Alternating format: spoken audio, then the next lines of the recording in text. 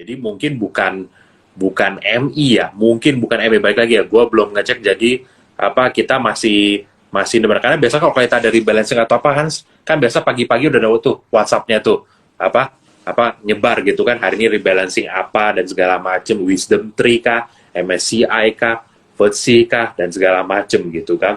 Ya jadi kalau lu bilang sekarang rebalance ya mungkin mungkin aja sih, tapi gue hari ini ngeliat lebih ke ETF kayaknya atau indeks rebalancing, jadi bukan MI yang rebalance ya kayaknya gitu.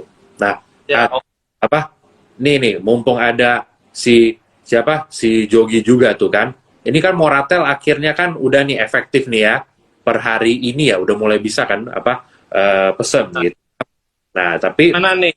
trend turun lagi dari 100, tadi tutup berapa sih, 96 ya, buangan kiri ya kayaknya ya. Fokus saja di W2-nya, Bill. W2-nya waktu itu 19, sekarang udah lumayan kan dibanding nungguin induknya kan. Ya, oke. Nah, jadi kalau seorang Jogi lebih suka di W2-nya ya, Jok ya, balik lagi ya. Oke. Tambah waktu itu ya, target Ya. cabut ya. Cabut bareng. Nah, tapi Oh, enggak. lu kok nggak kasih tahu sebelumnya sih? Kok 25 cabut, Bang? 25 mau Anywhere below cabut. 20 tuh ya masih good price. 25 30. Kalau induknya 120 mungkin ya. Nah, Baru target warrennya ke sana. nah, Gitu. Bill, Lebih gampang. mumpung di sini ada yang mau take profit, ada yang masih mau panjang. Gimana nih? Koko Bernard mungkin punya view Nah. lain. Ya, Nah, ini Kalau- beda ini. mainnya beda. Jadi kalau saya ini kan memang holding powernya agak panjang ya, holding posisinya agak panjang. Saya itu ngeliatnya simple. W2 ini kan sumber fundingnya friend hingga at least 4 tahun ke depan untuk dieksekusi semua rencana capex-nya dia kan. Terutama yang kita tahu kan dari tahun lalu kan dia udah ada rencana capex gede, terutama masalah data center. Nah, dia most likely nggak bisa creating more debt lah. Ngapain dia creating more debt kalau dia udah punya warrant yang senilai 9 triliun gitu kan. Berarti apa? Dia ini kan harus membuat warrant ini menarik supaya orang mau nebus. Entah induknya dibuat overpriced, atau warrantnya didiemin underpriced. Otherwise dia nggak dapat duit ya. Kayak gitu. Nah, kalau dia nggak membuat warrantnya menarik, berarti kan warrant ini nggak ada yang nebus. Nah, kalau warrant ini nggak ada yang nebus, berarti kan dia nggak dapat duit. Nggak dapat duit, terus bagaimana dia mau capex? Creating debt lagi. Kalau saya sih, dalam posisi sekarang creating debt pasti mahal kan? Ya, Bukan opsi wise lah. Dia udah susah-susah mau cut debt, masa mau creating debt lagi gitu kan? ya, betul. Isu lagi, sedangkan yang lama aja warrantnya masih belum ditebus semua gitu kan? Masa dia mau nanti isu lagi, mau gratisin warrant lagi? Ya, Ya, saya sih pasti opportunity-nya di situ. Jadi entah induknya dibuat overpriced atau anaknya dibuat underpriced, dibuat diem. ya. Makanya saya melihatnya view yang agak panjang. Jadi kalau kita ngomong agak pinter dikit nih, warrant ini kan seperti option. Ya. Katanya mungkin seperti yang teman-teman tahu lah, yang saya sering bahas dulu kan, pakai Black Scholes gitu kan. Umurnya masih 4 tahun. Jadi nilai time value of money-nya sendiri kan sekitar 23-25 sekarang gitu kan. Jadi kalau kita ngomong induknya harga 100, ya should be 23-25 gitu kan harga wajarnya.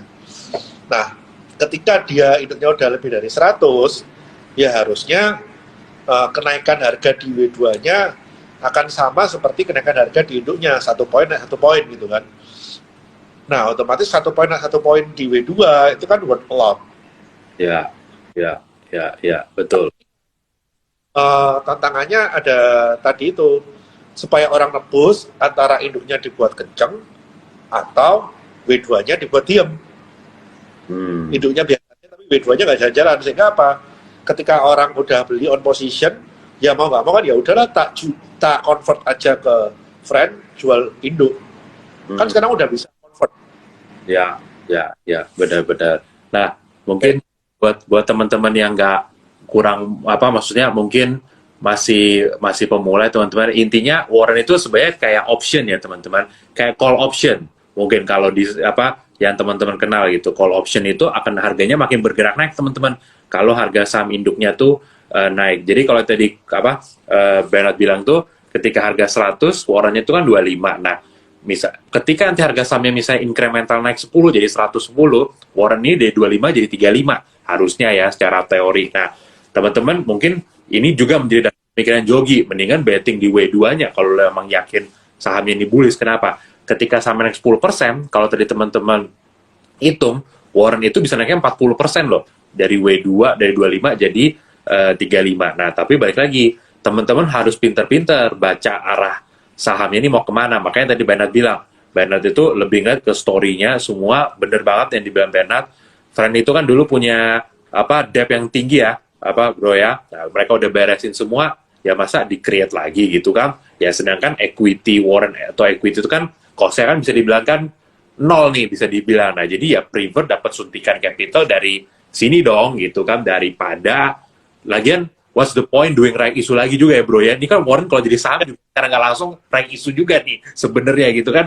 Karena kan nanti jadi saham gitu. Nah, jadi baik lagi ya Bernard itu mungkin berpikir menjadi seperti kayak ownernya nih, ownernya grup ini Sinarmas, ya what you gonna do. Nah, karena memang pada intinya sih kalau di saham kita mau untung gede, ya teman-teman harus bisa baca juga nih, kalau sebagai owner, what you gonna do nih, apalagi dalam posisi yang kayak sekarang gitu. Nah, jadi buat teman-teman yang view-nya long term, ya mungkin bisa ini ya, maksudnya bukan berarti ngopi apa Bernard telak-telak nih, tapi maksudnya bisa memahami pola pikirnya Bernard seperti apa. Beda sama yang mau take profit di 25. Ah, itu urusan lain tuh, itu urusan Jogi tuh. Kalau cuma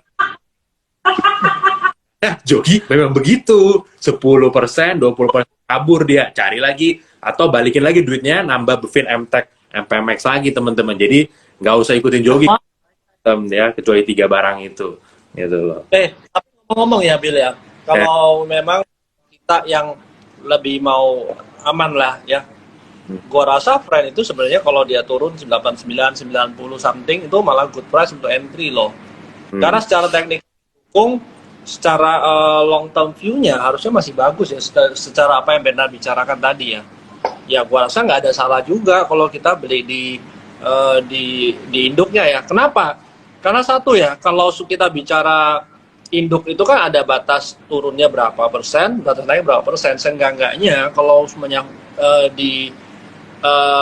secara risk and reward kita udah kelihatan mata minimal 7% lah kalau kita turun. Nah, kalau Warren ini kan memang naiknya bisa gila. Hal yang sama juga turunnya juga sama ya. Nah, mungkin itu juga kalau teman-teman kemarin mulai dari era corona ya, punya masuk Warren itu lebih banyak. Nah, sekarang kan kalau turun juga lumayan banyak ya. Tapi kembali lagi, karena Warren ini dia nggak ada batas atas, batas bawah. Seharusnya kalau dia naik, kalau induknya naik juga ya, Warrennya sih harusnya sama-sama reflect ya, ikut naik juga sih. Tapi kalau kita mau aman, ya mungkin kita jangan ngambil Warrennya sih, kita ngambil induknya gitu.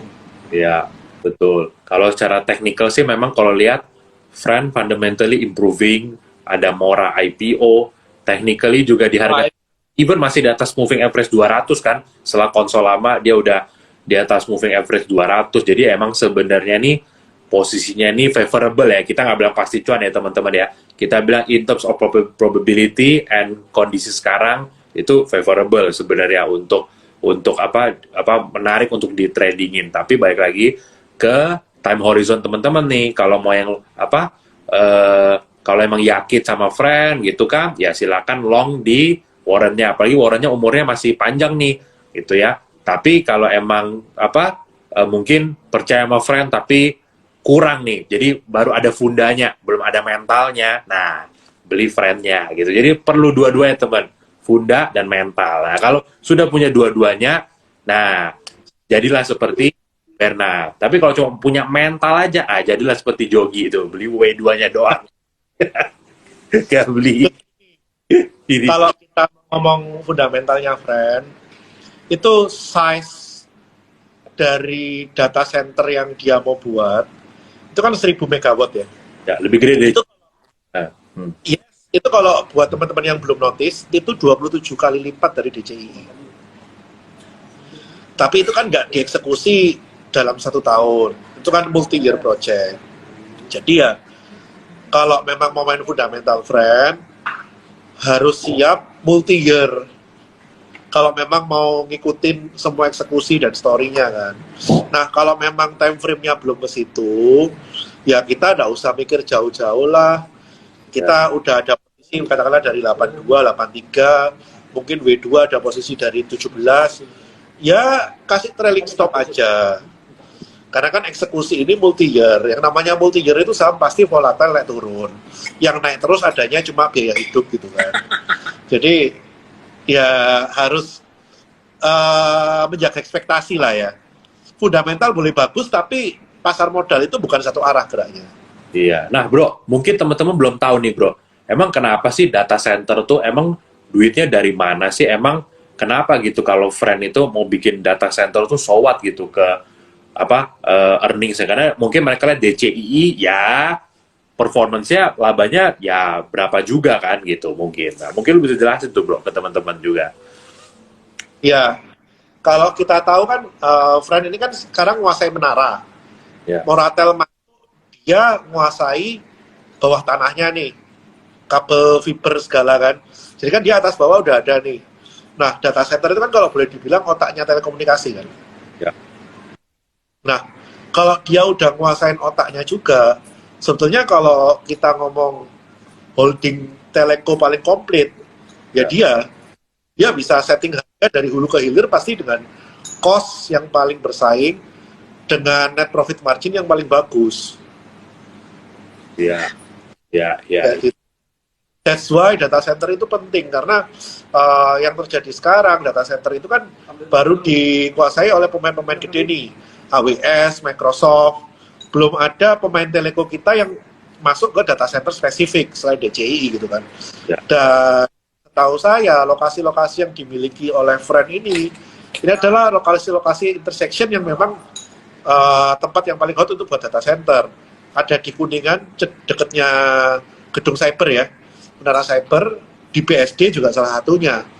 Ya, kita tahu juga BSD itu next kan kayak kita ngomong the next Silicon Valley di Indonesia gitu kan. Ya. Jadi demand atas data center ini fix ada untuk di daerah-daerah ini. Ya. Kuningan kan action semua data, satu Jakarta. Ya. Oke. Jadi ya boleh dibilang demand-nya ada, makanya mereka berani create segede itu untuk volumenya 27 kali volume dari DCI gitu kan. And that's why valuation-nya premium ya. Valuation center tuh premium, betul. Nah, tadi kan ada yang komen, Moratel masuk harganya harusnya 180 dong. Ya, by numbers kita kalkulasi, by valuation, oke, itu masuk akal. 150, 180 masuk akal gitu kan. Karena Moratel kan EAT setiap tahun kan sekitar 700-800 miliar.